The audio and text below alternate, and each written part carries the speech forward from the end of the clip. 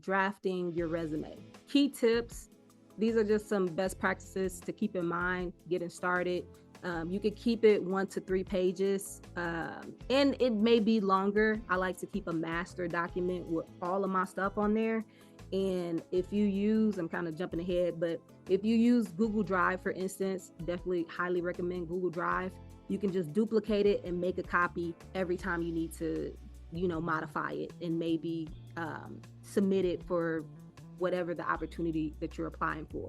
So you keep that master document intact with all of your experiences, and you can hit duplicate and modify it for whatever you're submitting for. But in those modification documents, you can keep them 1 to 3 pages, based on how much stuff you have to share. And if you have extensive history, I wouldn't necessarily go over 3 pages unless it's, I don't know, for something super in-depth, like maybe a teaching opportunity that wants a CV. But 1 to 3 pages is typically an okay limit to stay within. Or you can also look at the requirements. When they're asking for the resume, they'll tell you, hey, keep it at 1 page, keep it at no more than 2 pages or no more than 3 pages. So you just always want to read as well whatever you're submitting it to, because they'll most likely tell you. Keep consistency with your fonts, your sizes, the headings, the sections. You don't want to just have it different every area. So just keep those consistency. Easy to read font, at least 10 points. Anything smaller than 10 points is going to be super hard to read. 10 is kind of a stretch. Or if you don't have a lot, say, of items on there, you can increase it to 11 or even 12. But 10 points, if you want to do a nice 1 page resume, that'll be a good font size. You do want to make sure that there is white space, so it doesn't have to be super jam-packed. You want to read the guidelines of whatever you're submitting, because they'll, again, tell you about the length. Keep your master copy.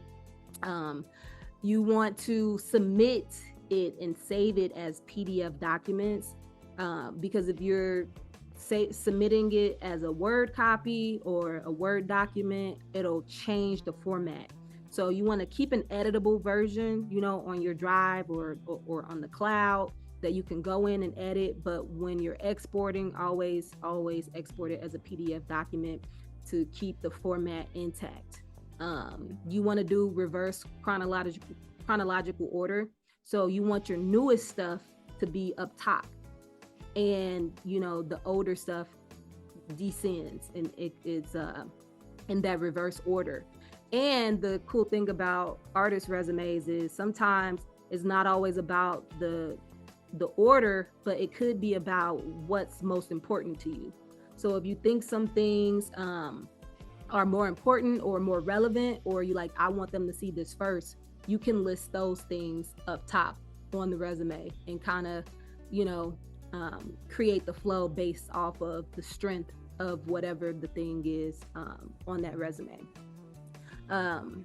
And you always just want to double check, proofread. You can spell check, do all of those things, have another person review it, have another person read it, and that'll definitely help you. But just some key tips to keep in mind.